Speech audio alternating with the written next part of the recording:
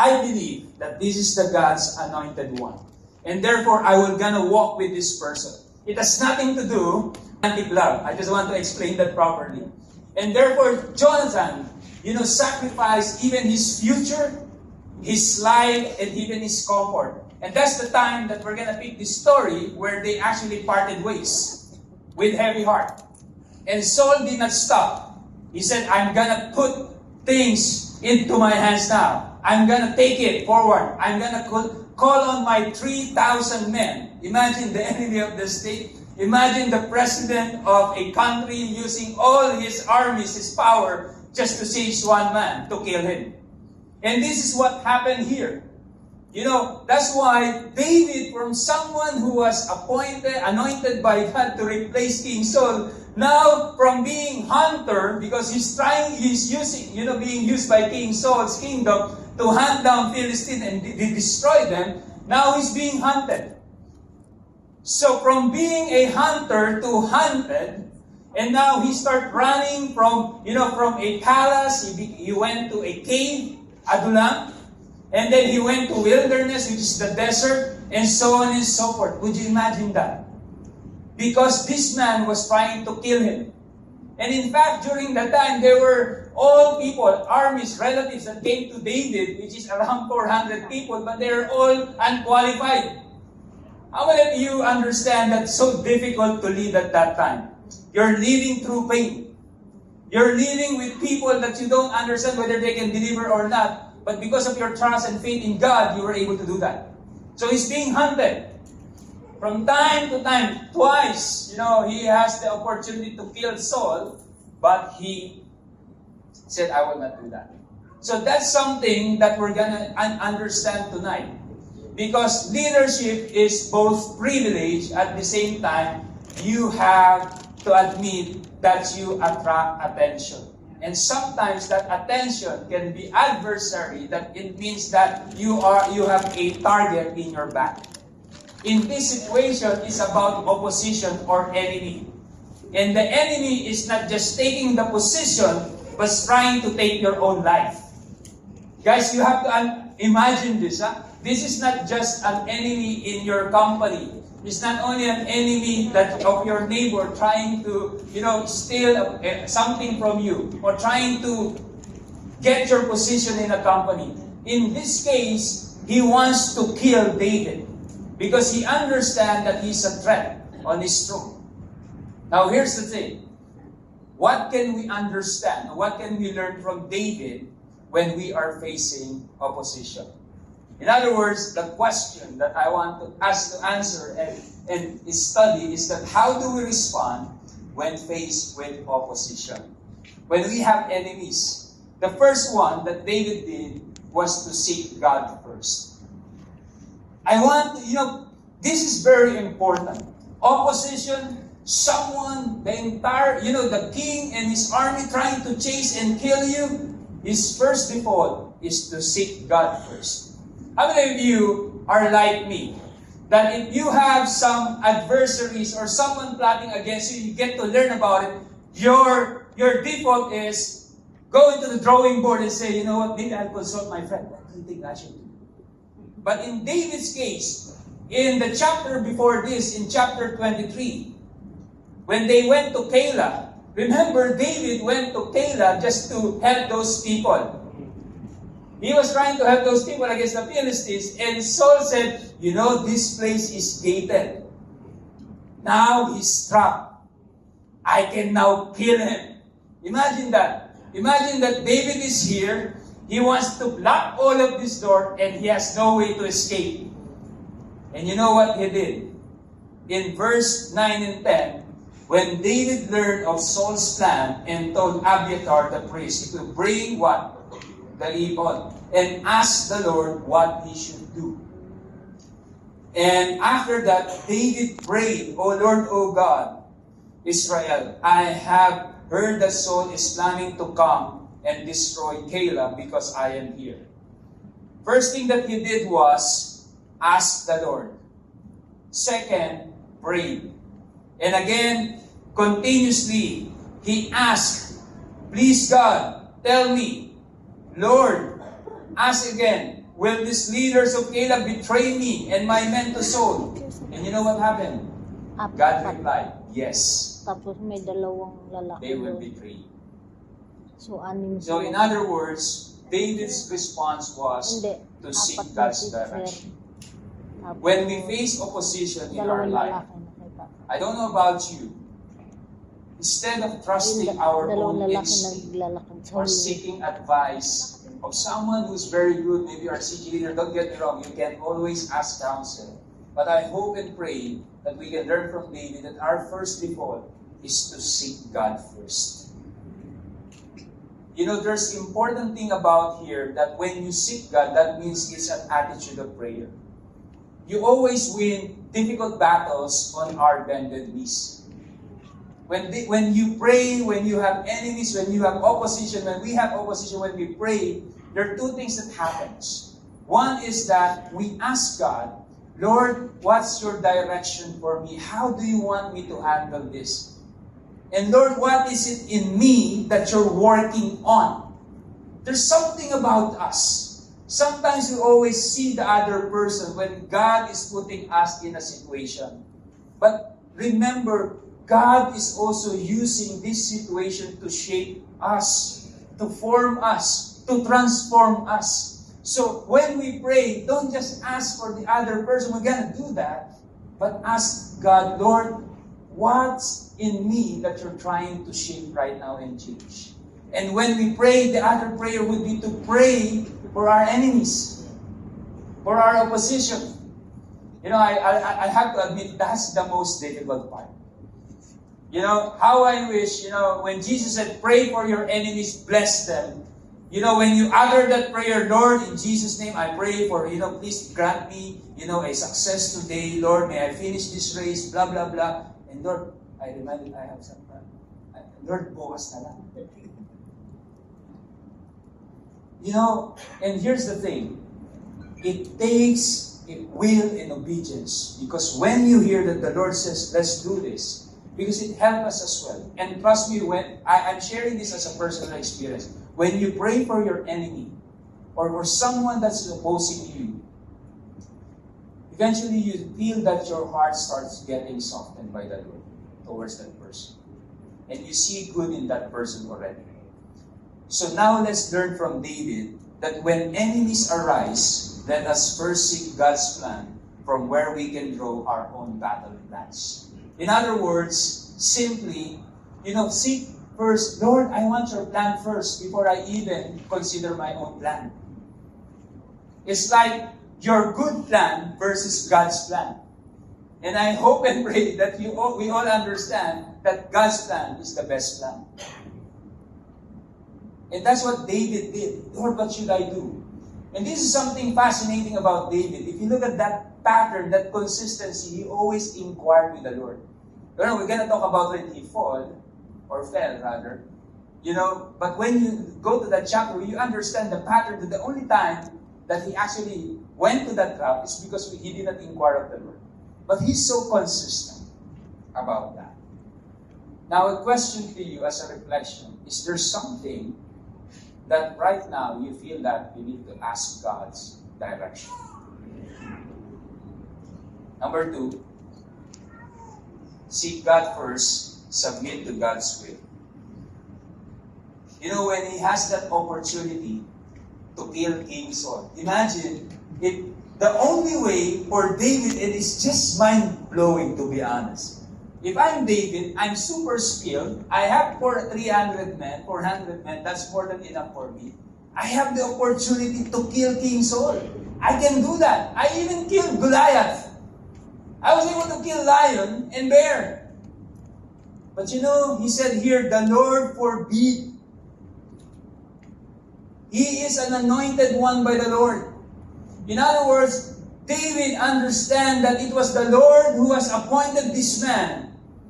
No matter what he's doing, I will look beyond this man. I will look on the one who appointed this guy. If that one, and that's God, who said, you know, don't do that, don't touch that guy, because I anointed him, regardless of his behavior right now, you know, that obedience, forbidding, God forbids. that he touched this guy, he said, I would rather obey God even if I have to suffer. That's what he's saying here. I'm going to submit to your will, God. I'm gonna obey you. And sometimes, when we do changes in leadership, there's always gonna be opposition. Some of them will tell you up front, thank you, I like that. Some of you will just do that behind your back. But what will make you continue what you're doing is because, Lord, I'm not doing it because this is what I want, but because this is what you want. We just have to be patiently and graciously re-explain and recast the vision until people understand that this is the Lord. David understood that.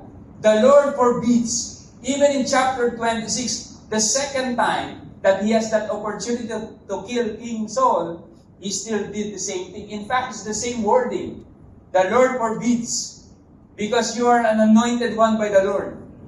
In other words, for him, it's much more important that, even if this person, is not worth of my honor, I'm still gonna honor him. So here's the thing. If you can learn from David here, when facing opposition, let us all resolve to honor God by honoring even our enemies who dishonor us. When you have an enemy who will never honor you, it's so easy to say this, right? It's so difficult, Paul, right? If someone doing something against you, you will honor that. You can only do that if you look beyond that person. And that's what David has shown to us and what God is speaking to all of us. If you're in that situation, I don't know about you, but that's so important truth to reflect on. That we need to look beyond that person, that opposition, because I want to see it, beyond that and look at God. What is God asking me to do? I would rather take the long route of obeying rather than having that, comfort of just, following my own will. It's God's will versus my own will. Obedience is the longer, usually, and more difficult route. But let me tell you something, it's still the better choice. When you obey God, it's never going to be easy. If you look at, I'm sure you have your own experience, personal experience. Despite, set aside this topic of opposition. It's just about obeying. When God asks you to do something, especially it will create discomfort, put us in on the edge. When our faith is tested, it's so difficult. But I pray that if you are in that situation, even if it's longer and it's more difficult route, you will still say, Lord, obeying you is still a better choice. And therefore, I will resolve to honor you by honoring even my enemy. I hope enemy lang hindi plural. Okay. Even if they dishonor us or dishonor you. Seek God first. Submit to God's will by showing obedience. Number 3 is show God-like kindness.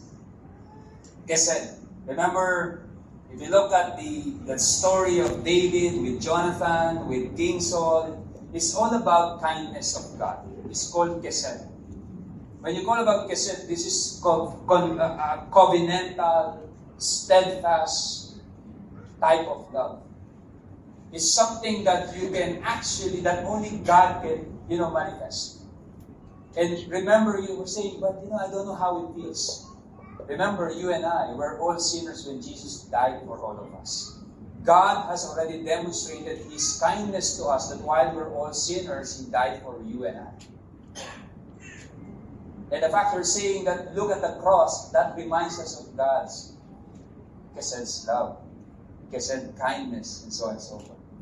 You know what happened? Look at David. He said, yes, you have been amazingly kind to me when, today. This is what, I think here is Saul speaking. talking to David, you have been amazingly kind to me today, for when the Lord put me in a place where you could have killed me. Remember, he let go of Saul. He has 2 chances. You know, I was thinking about this story, right? The first one, it would be like, maybe, still fears God. And maybe he said, okay, I'll let go of this one. I'll just cut a portion of the rope. But, if you jump to 26, there's another golden chance to kill this same man. So that, his suffering will end. He can now become king. He can enjoy life and rule. Imagine, it's a good exchange, right? And yet he said, okay, I'm not gonna kill you. I want to show you kindness. That's why even King Saul said, you have been amazingly kind to me today. For when the Lord put me in a place where you could have killed me, you didn't do it. What else would let this enemy get away when he had him in his power? May the Lord reward you well for what? For the kindness you have shown to me. He has demonstrated that kindness. Fast forward towards the end of chapter 1 of 1 Samuel, when Saul actually died together with Jonathan. Even David, in first chapter of 2 Samuel, started to mourn, cry, wept. Imagine that. He lamented to God of a death of a person who actually wanted to kill him. And in chapter 9, fast forward, when you read this, what's going to happen? Even the lineage. There's one person that came from the lineage of Saul. He said, I want to still bless that God. That's the kind of kindness David had. It's not an ordinary kindness, but a godlike kindness. So in other words, when we are facing opposition and we have enemies, guys, I'm preaching also to myself. I hope and pray that we can show a godlike kindness, not just ordinary kindness. But let me do a segue, Segue lang. Tayo mga Pilipino, ayaw natin we don't like confrontation. And when we define kindness, it's like, to borrow Jinky's term, is that she said, taguan ng feelings. Yung na-offend ka sa, sorry, na-offend. Hindi, okay lang. Then after that, sorry. But you know what? Because you want to be kind. That's not kindness. Kindness means you're looking at the interest of the other, even saying things that will not make that person comfortable because you love that person. You want the better of that individual. So in other words, kindness means not only the taguan ng feelings, sabi nga ni Jimmy, it's also expressing, even if it's a but huwag mo naman susugawan sa maraming tao. Yeah? Huwag mo na i-express sa lahat. But it's more around one-to-one conversation. That's God-like kindness. And speaking of kindness, there's this story. It's a story of Corrie ten Boom. She is a Dutch Christian who became famous by, harboring the Jews during the Holocaust. And she wrote a book, and in her book, it's called Reflections of God's Glory. While she was speaking in Africa, Corrie noticed a man in the audience whose hands were wrapped in badges. After the meeting, she asked what had happened. And you know what the guy did? He just replied, my neighbor's roof caught fire. In other words, the kasunog daw. I helped him put it out, and that's how my hands were burned. So later, Corrie was not, really satisfied with the answer. Start inquiring. Ano rin to, meron din tong, mahilig din to sa mga juicy, So, si Corrie learned from the story, and eventually, she was able to learn the real story. She said, the neighbor had hated this Christian for years in Africa.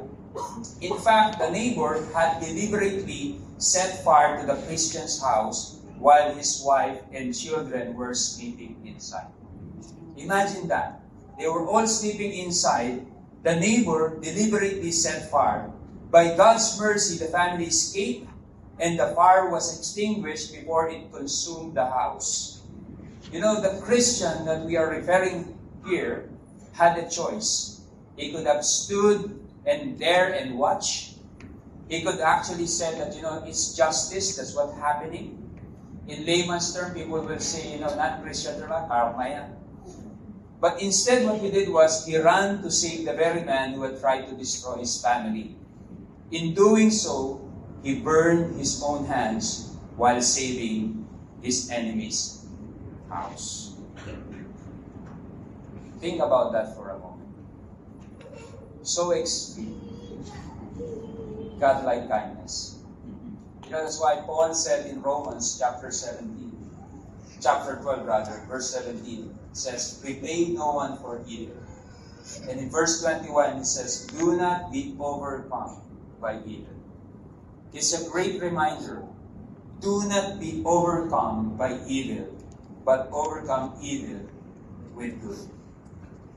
Friends, we have to understand, leadership, be it transition, leadership being leading, there's always an element of not only organization, not only strategy, not only execution, it's a spiritual warfare as well. That's why, Saul, harmful spirit came to him and start, destroying transition, even to the point of killing David. We have to understand that leadership involves spiritual warfare. So please overcome.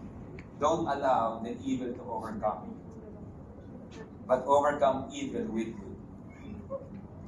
good. Sometimes we have all the reasons to justify our actions. I can get even. I hope and pray when we have every reason to retaliate against those who do us harm, let us still choose to repay evil with kindness.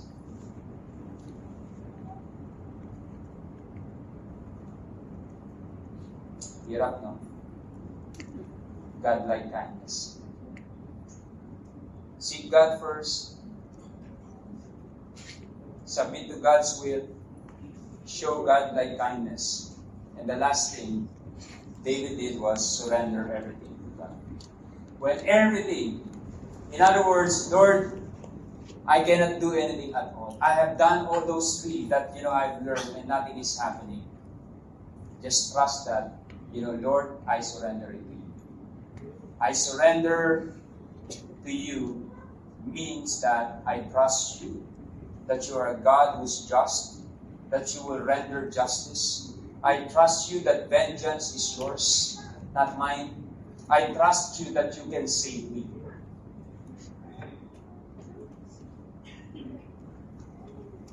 And here's the thing.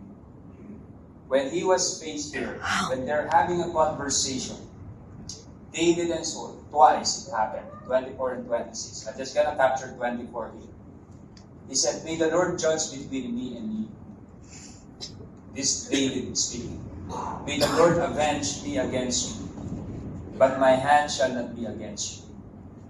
May the Lord therefore be judge and give sentence between me and you, and see to it and plead my cause, and deliver me from your hand. May the Lord judge us between the two of us. He trusts that God is a God of justice. And he knows that when God said in his word, the vengeance is on me. He trusted God. Sometimes it's so tempting to put matters in our own hands. But I hope and pray that tonight, if you're in that situation, Lord, I don't know what to do, but I'm surrendering everything to you because you're a God of justice. You said in your word, don't take revenge. Vengeance is on me. And you will deliver me from this. That's why Jesus was able to say, love your enemies. These are all action words. Love your enemies. Now it's loving. And then he says, do good to those who hate you. So remember, may mga basher, di ba? How do you term that in social media now? Bashers, haters, and something. But it says, do good to those. So i-like nyo pa raw. Like nyo, i-share nyo pa. Bless those who curse you. And pray for those who abuse you. So the best way, or the starting point, I believe, is to at least pray for them. Declare blessing to the people that hate you. Just remember, we were all enemies of God and reconciled only through His Son, Jesus Christ. If you're finding it difficult, trust me, so difficult, just remember where we were before. That we were once enemies of God, as the Bible says, but because of the finished work of Jesus, through our faith in Him, we are reconciled back to God, and now we're called friends of God. I still cannot get over the 18th anniversary Discipleship Convergence, right? Bishop Gilbert mentioned something there that is so important when he talks about leadership. He says God's grace is the starting point of any leadership development. When you talk about that command of Jesus, to love your enemies, bless them, do good to them, pray for them, it's all about grace of God. When we experience the grace of God, we can express that grace to people, even to those that we consider us as enemies. I remember, let me tell you a true story. And this is something where I personally experienced this grace. And I believe this is God's word. Sometime in 2014, we became Christian. And at that time, I was about to leave NBAD at that time, before the merger. And then God gave me a new breath of life. So I was assigned to a small unit, managing people over there, trying to do something for a year. And I was still raw leader at that time. I was really, I'm more into, grind, a little bit pushy, action-oriented, starting to develop and being transformed by the Lord. But yeah, when my father passed away, we have to go back home in the Philippines. That's when the people that I'm managing started to do their scheme, to do something, to move me up. Created stories and everything. In other words, they were saying some connivance and everything. And to cut the long story short, God said, you have to stay there. And truly, indeed, God was faithful. I stayed there for a while. It was a long journey of pruning, correction, from someone who sits in and please, I was sitting in an office to an office that is beside a comfort room. And I have to suffer and endure through that years. But after 3 years, when the merger happened, so, the two banks combined, call it Blue and Green Stock. So the banks, right? So you know it. So after 6 months that I was there in that bank, I was about to leave already. I feel like I don't have position, it's just a matter of time. God placed me in a position. The same department expanded one because they combined 2 units, 2 banks. And I ended up being again the boss of the people who did harm on me. And they were so scared. Because when they came to know that I will now assume the position, oh my God, I have all, all I have to do is press the button. I don't like this guy, I don't like it. Because the mandate I have received, trust me, this, I'm just sharing this with your competition. Whoever you feel that is not supposed to be in the team, you have full authority. You make that decision. I was given that discretion. And you know what? I just really don't know. Even myself, I was asking, where is Robert? I just like when I met them, they were all scared in the room. They cannot even look at me in the eyes. Sir. Before they don't call me sir, and now they call me sir. But by the grace of God, I did not let go of any individual. I've given them the opportunities. Guys, we need to start clean, with a clean slate. This is the thing that we're going to do. Truly, indeed, the same people that I'm supposed to let go are the same people because I was in the green stock. So everybody in my surroundings were blue and they want to push me out. So all the dirty words, all the problems, they're throwing it at me.